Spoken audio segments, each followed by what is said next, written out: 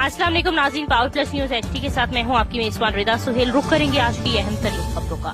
मुमताज सहुत्रा की रिपोर्ट के मुताबिक Spain consul general Barcelona Mirza Suleman Babar Baig Spain और कातालान मीडिया के नुमाइंदों से मुलाकात। स्पेन और पाकिस्तान के माबैन बाहमी ताल्लुकात की बेहतरी आपसी रवाबत के हवाले से बातचीत। बार्सिलोना में पाकिस्तान के कौंसल जनरल मिर्जा सुलेमान बाबर बेग ने स्पेन का कातालान बड़े मीडिया हाउसेस के नुमाइंदों के साथ मुलाकात की। ज़ुहराने पे ये मुलाकात 2 घंटे से ज़ायद जारी रही।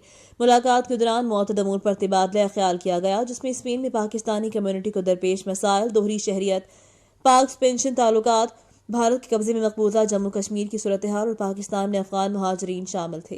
कौंसल जनरल के मीडिया के नुमाइंदों को कोविड-19 के औकात में पाकिस्तानी टैक्सी ड्राइवरों के इंतहाई मस्बत किरदार से भी आगाह किया। उसके बाद भारत के कब्जे में मकबूजा जम्मू कश्मीर पर इंसानी हकूक की मौजूदा सूरत हाल पर तफसीली ब्रीफिंग दी।